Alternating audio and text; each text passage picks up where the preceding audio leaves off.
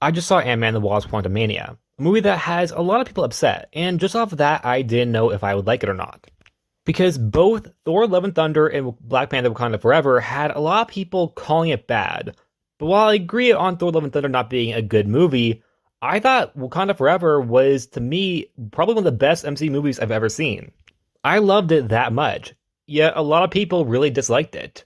And I respect everyone's opinion, I just want to see if I liked it myself or not. And I have to say, overall, I liked Ant-Man The Wasp Quantumania. The first character we had to talk about, of course, is Ant-Man, aka Scott Lang. He had a bunch of emotional moments throughout the movie that I thought Paul Rudd did a great job selling. But while yes, things were still more or less serious and emotional, he still made it feel fun at times. That weren't exactly, one might say, the best time to have fun. But he never goes over the top in his jokes. He always, I think, definitely grounds himself when something is really serious. Of course, he's not going to joke about it.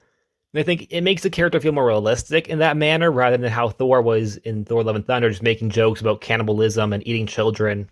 Scott Lang, on the other hand, yes, is a very funny character. He's not making jokes in a way that hurts the story. Rather, if the jokes are good or bad. Personally, I thought the majority of them were pretty good. I wasn't a fan of the whole joke, but most of the jokes I did like.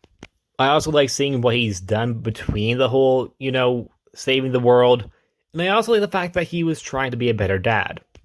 Even though he was actually already a pretty good one, in my opinion. He was just trying to be better because he realized that he missed a lot of Cassie's life.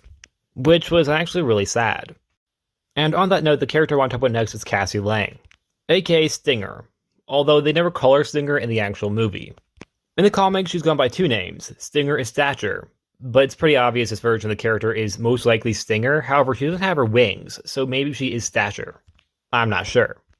But regardless, I think Cassie here was a pretty good character. I think she was at her best in the movie when she was with her dad, and I think it really showed why the two of them are so much alike, but also have their own differences with how they kind of view the world. I wouldn't be against the idea of having Cassie be a hero for now on, but I will admit, I do feel like the character does struggle a little bit when it comes down to when she's, not with her dad, or any of the Pym family. For example, I thought her whole thing with M.O.D.O.K was it could have been a bit better in my opinion. Especially because he technically traumatized her when she was 6 years old. I think that could have been like an interesting payoff, but they didn't really go there. And on the topic of M.O.D.O.K, personally I thought the CGI on M.O.D.O.K was okay. A lot of people online are saying it's god-awful. Personally, I don't think it's god-awful. I think it's okay. It's not great. But M.O.D.O.K in the comics has always been a very silly visual villain.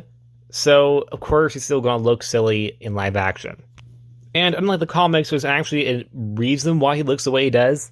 That being because his head is just bigger than his body, because his body shrinks even smaller because of the quantum realm. While in the comics, he's kind of like this cyborg kind of guy who is just this way because AIM decided to make him this way. So I like that change. But what I didn't like was making him a character who was redeemable. Because in the first movie, Darren was not a redeemable character in any way. Yet now he dies fighting Kang. He feels very different than how he once was. In fact, he's very different in the beginning of the movie and then at the end of the movie too.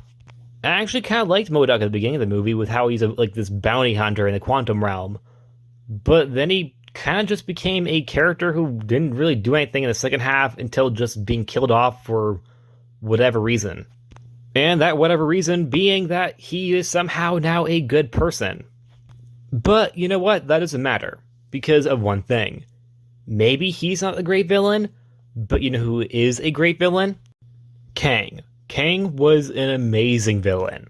Jonathan Majors as Kang was, without a doubt, the best part of this movie. I honestly couldn't believe how good of a villain he was. From the trailers, I presumed he was going to be a pretty good villain. But after watching this movie, he is a stone-cold villain. Now, yes, he isn't as powerful as I anticipated him to be, but he still is really, really cool regardless. And Jonathan Majors really sells the dialogue scenes. You can really feel the threatening way and the threatening tone of voice when he's just straight up saying how he's going to kill Cassie. Or his scenes with Michelle Pfeiffer, I thought those are also amazing. Jonathan Majors, I think, is a great actor, and I think that this movie is definitely a way of showing how good of an actor he is. And I am very, very much excited for Kang Dynasty, which they actually mentioned in this movie. I thought that was a nice reference, and a way to set up what's coming. And for the Wasp, personally, I thought the fact that the character's co-build meant that she was going to be a co-lead, like she was in Ant-Man The Wasp. But she wasn't. Instead, she really did nothing. In fact, the only thing that she really did was defeat Kang, and that was after the whole Ant-Man and Kang fight, with her showing up at the very end of it. Instead, for the rest of the movie, she really was just hanging out with her parents. And while yes, she had some pretty funny lines, she wasn't really engaged in a conversation between Hank and Janet. Instead, she was really just sitting there. Not really in on the jokes, or really in on the action. I did like her costume in that it's more comic accurate, and I did like how it was mentioned at the beginning of the movie that she took over her father's company. But we really didn't see any of that. I would have actually really liked to see maybe her whole workload and having to balance being a superhero and being a CEO. But instead, we really just had her sitting there as her parents bickered, or had pretty funny banter. Speaking of her parents, I thought both Michelle Pfeiffer and Michael Douglas did a great job playing them. Especially Michelle Pfeiffer. I really like Janet in this movie. I love seeing the flashbacks of her time in the quantum realm, along with us learning that Janet had a literal life down here. And I also liked how Hank wasn't not necessarily jealous of it. He of course was jealous of that guy who she had a relationship with. But he understood why she had one, because, like she said, she had needs. And the last people I want to talk about is the Resistance in the quantum realm, and the quantum realm itself. Because I actually really like the quantum realm. I personally would be up to see it again. Maybe not an entire movie about it, but perhaps just a couple scenes. Or flashbacks. And for the residents of the quantum realm, I really like the Resistance. And I love the scene when Kang was outright killing them. I thought that was really sad. Because you saw how hard they were fighting and how long they've been fighting for. And just Kang was just killing them left and right. The only member of the rebellion I did not like was a guy who wanted holes. I really disliked that whole hole joke. I thought it was kind of stupid. But everybody else I liked. I like the broccoli head. I like the light bulb head. I like the leader. I like the guy who read people's mind. I'm pretty sure his name is Quaz. It was great. This movie, in my opinion, is very, very good. Yes, there are things I disliked, like M.O.D.O.K, and I think Cassie Lang alone is not necessarily as strong as she is when she's with Paul Rudd. And I would say that the Wasp didn't really get to do much. But Ant-Man, Kang, Jan Van Dyne, they're all great. And that's it. Like always, please like, subscribe. I'll see you guys next time. Bye.